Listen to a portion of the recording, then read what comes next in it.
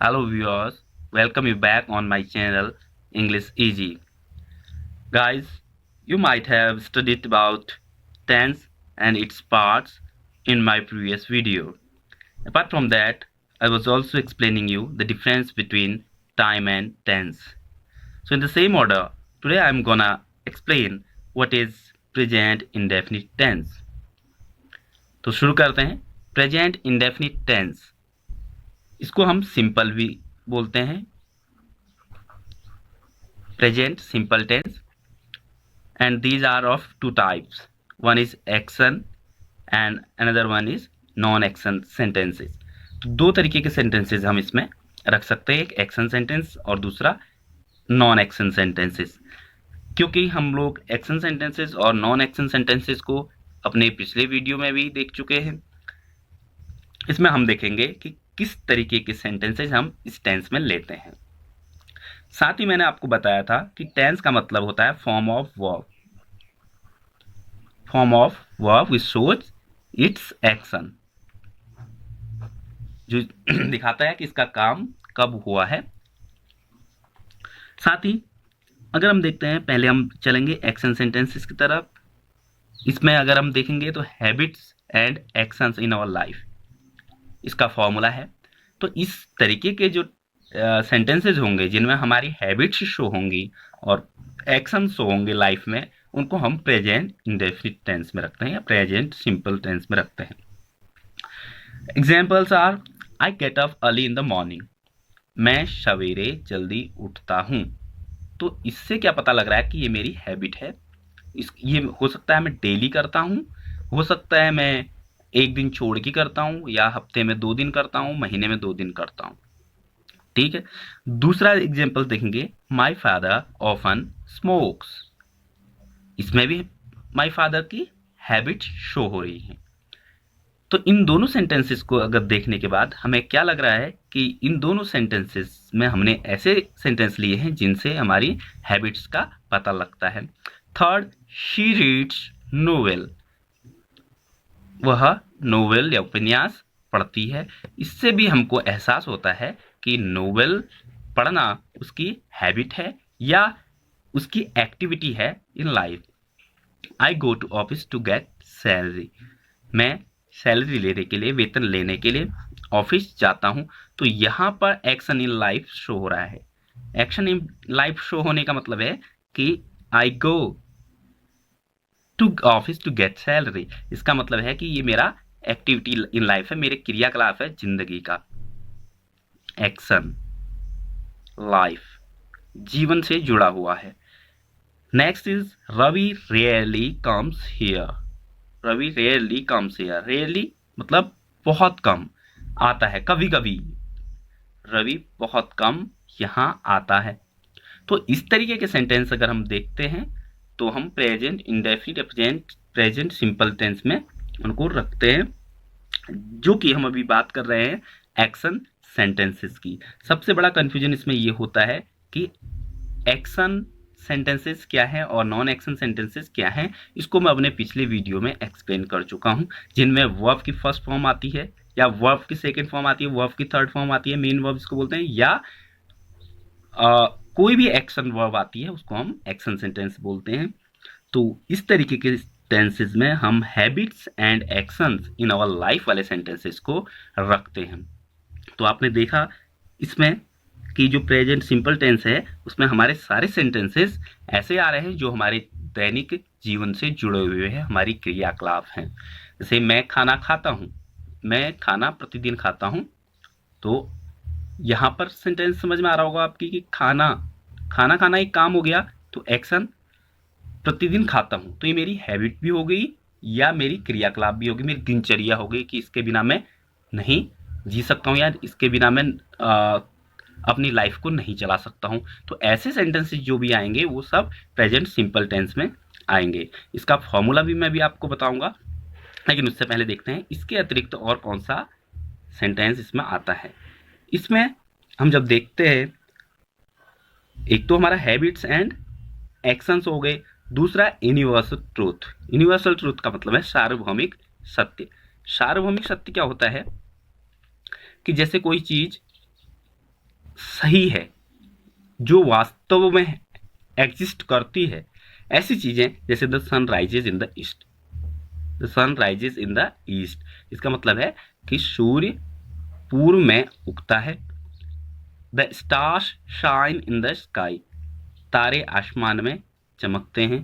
तो इन दोनों सेंटेंसेस से हमें ये पता लगता है कि ये दोनों सार्वभौमिक सत्य हैं। इसके अतिरिक्त भी और भी सारे सेंटेंसेस होंगे जो सार्वभौमिक सत्यता को प्रकट करते हैं। ऐसे सेंटेंसेस को भी हम प्रेजेंट सिंपल में रखते हैं।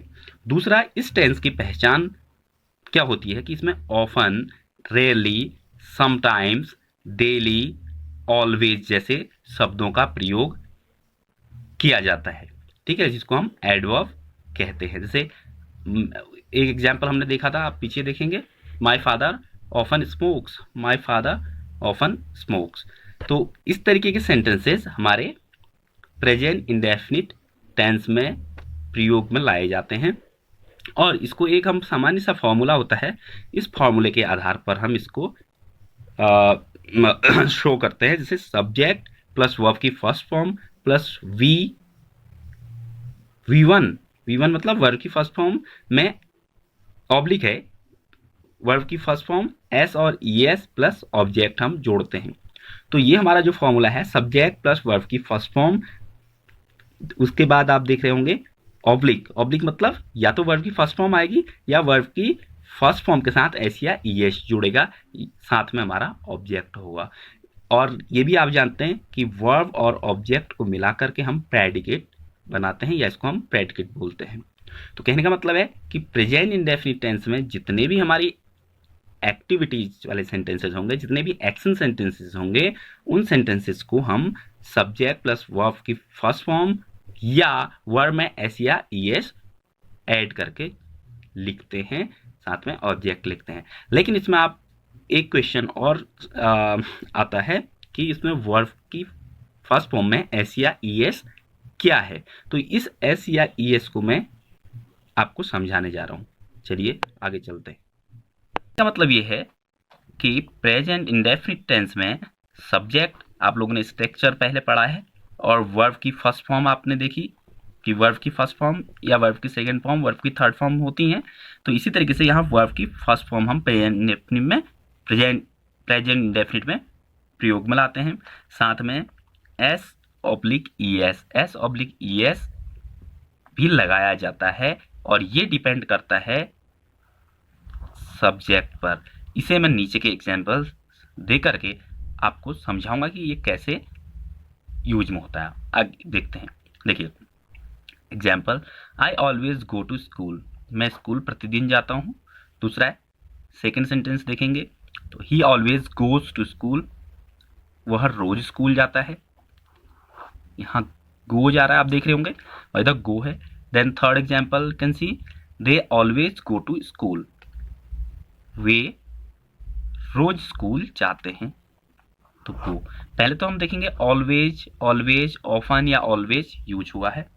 देन हम देखते हैं कि they always go to school में यहाँ पर आप इजीली पहचान पा रहे होंगे कि प्रेजेंट इंडेफिनिट है, क्योंकि सब्जेक्ट के साथ वर्ब की फर्स्ट फॉर्म लगी है और एस और ई एस यूज हुआ है कहीं कहीं पर। अब हमें क्वेश्चन आता है कि एस और ई एस क्यों कहीं पर एस और ई एस लगा दिया, कहीं पर हमने सिर्फ वर्ब की फर्स्ट फॉर्म लिख दी। इसको हम नीचे के एग्जाम्पल से समझते हैं। देखिए, आई किल अ स्नेक, एक एग्जाम्पल, वर्ब की first form. Then he sometimes kills a snake, he sometimes kills a snake, they rarely kill a snake। तो यहाँ पे भी वही बात है, देखिए किल, बट किल्स और किल और सब्जेक्ट, अगर सब्जेक्ट चेंज हो रहा है तो वर्ब की फर्स्ट फॉर्म में भी हम कहीं पे एस और ई एस यूज में लेके आ रहे हैं। अब देखते हैं नीचे क्या हो रहा है कि सिंगुलर सब्जेक्ट सिंगुलर वर्ब का फॉर्मूला ये फॉलो करते हैं। कहने का मतलब ये है कि अगर सेंटेंस में, प्रेजेंट इंडेफिनिट के सेंटेंस में सिंगुलर नंबर सब्जेक्ट आएगा तो वर्ब भी सिंगुलर होगी। सिंगुलर का मतलब एक वचन, जैसे यहाँ पर ही, राम, शी, ये तीन सेंटेंसेस, तीन सब्जेक्ट हैं, तीनों एक वचन है या सिंगुलर नंबर सब्जेक्ट है, इनके साथ हम वर्ब की फर्स्ट फॉर्म में एस या ईएस लगाते हैं। फॉर एग्जाम्पल आपने यहाँ पे देखा ही समटाइम्स किल्स, इसीलिए यहाँ पे किल्स हो गया। Ravi goes to school, example देखेंगे ही गोज टू स्कूल, तो ही भी सिंगुलर है, रवि भी सिंगुलर है, रवि गोज टू स्कूल भी हो सकता है। सीता स्पीक्स इंग्लिश, तो स्पीक में एस लगा दिया, तो इसी कारण से लगाया क्योंकि यहाँ पर सिंगुलर नंबर सब्जेक्ट है। अब दूसरी चीज इसको छोड़ देंगे, ये हमारी समझ में आ गया। देन हम चलते हैं प्लूरल नंबर सब्जेक्ट के साथ। जब subject you, they, Ravi and Sachin, Ravi and Sachin दोनों क्या हैं, प्लूरल हैं, यानी कि एक से अधिक, मतलब दो या दो से अधिक लोगों को, अगर दो या दो से अधिक लोग हों या चीजें हों तो उनको प्लूरल नंबर सब्जेक्ट में रखते हैं, तो उनको प्लूरल वर्ब यूज की जाती है फर्स्ट फॉर्म। प्लूरल फॉर्म क्या होगी, फर्स्ट फॉर्म, जो हम बेस फॉर्म बोलते हैं वर्ब की, तो इसीलिए दे गो टू स्कूल आ रहा है। दे एग्जाम्पल देख सकते हैं, दे रेयरली किल अ स्नेक आ रहा है, किल वर्ब की फर्स्ट फॉर्म यूज हो रही है।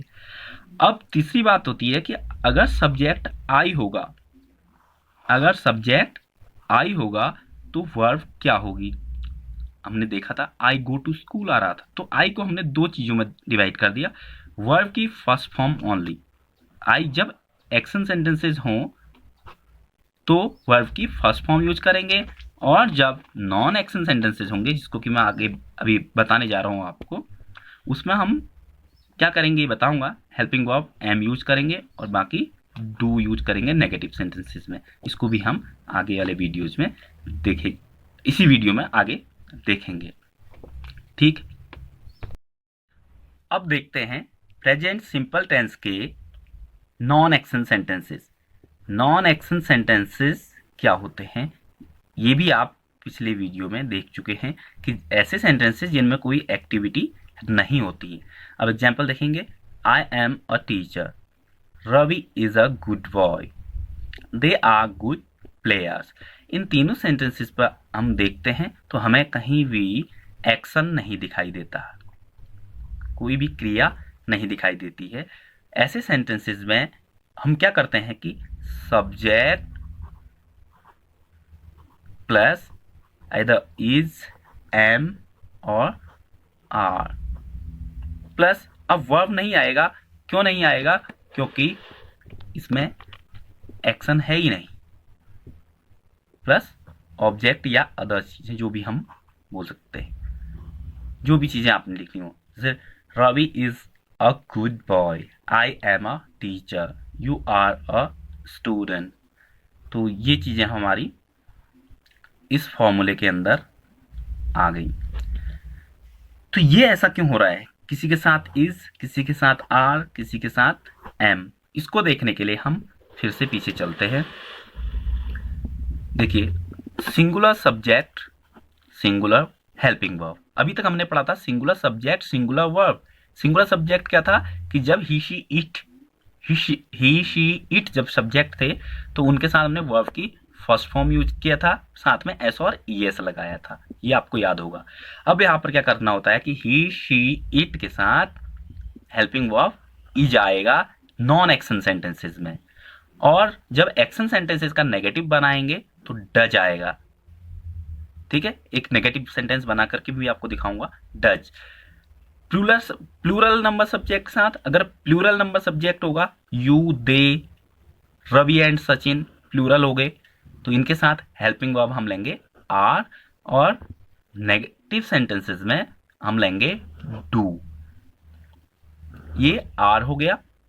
आर क्यों हो गया, आर क्योंकि नॉन एक्शन सेंटेंसेस में आर का यूज होगा, और डू नेगेटिव सेंटेंसेस में एक्शन सेंटेंसेस को शो करने के लिए यूज किया जाएगा। हाँ, जो मैं दोनों नेगेटिव बता रहा हूं ये ध्यान में रखना है कि ये डू और डज ये किस में यूज होने हैं, ये नेगेटिव सेंटेंसेस एक्शन सेंटेंसेस में यूज होने हैं, और इज और आर और आई के साथ हमेशा एम का यूज किया जाता है हेल्पिंग वर्ब में, ठीक है।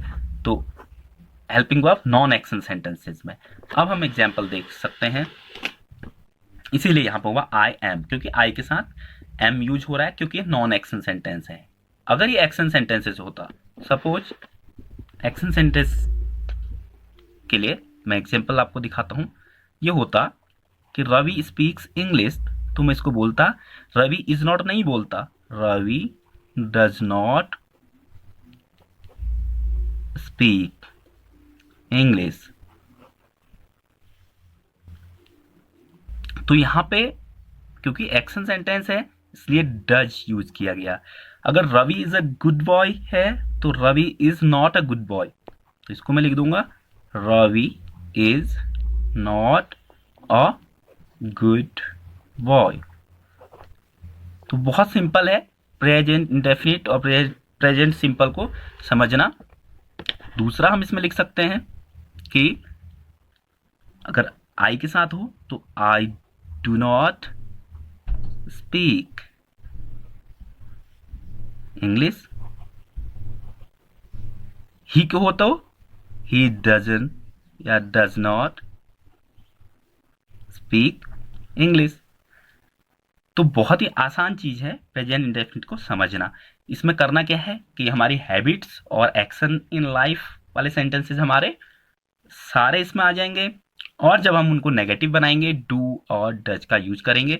डू किसके लिए यूज किया जाएगा, जो प्लूरल नंबर सब्जेक्ट होगा और आई के साथ एक्शन सेंटेंसेस में, और डज किसके लिए यूज होगा, जो सिंगुलर नंबर सब्जेक्ट होगा और एक्शन सेंटेंस होगा। और जहां पे इज एम आर की बात है, इज एम आर का यूज हम कहां पे करेंगे, हम ऐसे सेंटेंसेस पे करेंगे जिनमें नॉन एक्शन होगा, जिसमें कोई भी एक्शन या क्रिया नहीं होगी। जैसे दे आर गुड प्लेयर्स, अगर मैंने इसको नेगेटिव करना है, नॉट बनाना है, तो मैं लिखूंगा they are not good players. Clear. तो बहुत सारे बच्चे कंफ्यूजन करते हैं कि इस सेंटेंस को ऐसे बोल देते हैं Ravi is not speak English, तो वो गलत है, क्योंकि जब वर्ब की फर्स्ट फॉर्म आएगी तो उसके साथ इज एम आर का यूज नहीं होता है। उसके साथ हम अगर नेगेटिव बनाना है डू डच यूज करना है, और प्रेजेंट इंडेफिनिट है तो वर्ब की फर्स्ट फॉर्म यूज करनी है। सिर्फ ध्यान में रखना है कि वर्ब की फर्स्ट फॉर्म लगानी है, और एस और ई एस तब यूज करेंगे जब हम सब्जेक्ट को सिंगुलर पाएंगे। तो इसके लिए सिंपल सा फॉर्मूला आपको ये याद रखना है, इससे आपका प्रेजेंट इंडेफिनिट क्लियर हो जाएगा। वर्ब की first oblique S E S, इतना अगर आपको याद है तो इससे आप पूरा प्रेजेंट इंडेफिनिट कर लेंगे एक्शन सेंटेंसेस। और नॉन एक्शन के लिए आप सिंपल है इज एम आर का यूज करेंगे। Okay, so thank you very much for watching this video, और मैं अपने अगले वीडियो में I will be continuing present continuous tense. Okay, thank you.